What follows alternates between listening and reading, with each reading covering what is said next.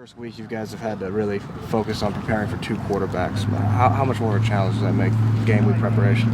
It's always tough. It's always tough. You know, we have two guys, one that's predominantly he's a runner and one that's a thrower. I mean, it's tough to do, but, you know, we've done a good job so far. The guys have done a good job. They're focused, and I think we're going to be fine. Do you run a lot more sub packages this week to kind of geared more toward one guy or the other?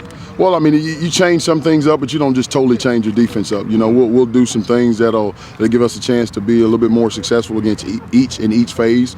But, you know, we'll make some tweaks here and there, but we won't just totally change everything. I know you weren't here last year, but they did a lot more, of the Rabbits package. The fact that we see less of it has to do with the experience. You just don't have four guys with that much experience to play, or?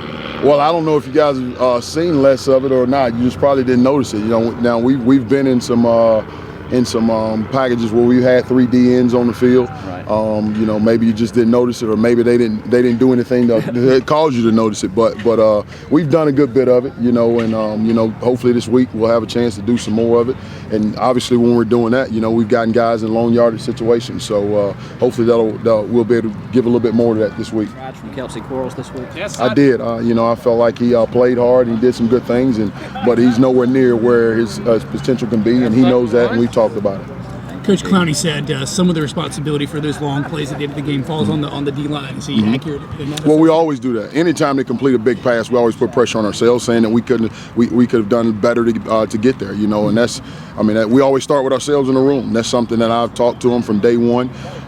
That, you know, we're going to take responsibility for what happens in our room, and we felt like we should have got better pressure. There's no question about it.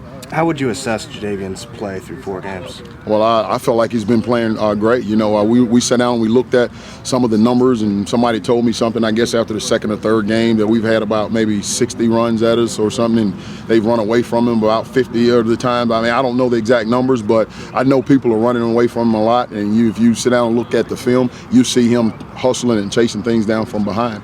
I think he's doing a good job. You know, he's been double-teamed, being triple-teamed, and I think he's coming along. I think he's playing hard. Is there any concern that his numbers are behind where they were last year? You just look at impact on the game and those things. Well, yeah, I mean, we're not, you know, I think when you start looking at total numbers, then you're being selfish about what's happening with the team. He knows that, you know, right now his numbers probably are not as where they could be if things were happening, but, you know, everybody's focusing on him. I looked at it this past weekend. I think he had only been one-on-one blocked this past weekend 2 or 3 times. You know, the whole game he was being chipped. He was being chipped by the tight end, by the back. He was being double-teamed and this and that. And I mean, you know, those guys are on scholarship too. You know, they gonna cause him to do some things that make it a little bit harder for him. But he's fine. He understands that, and he's working his behind off. You look at the film; he's playing hard.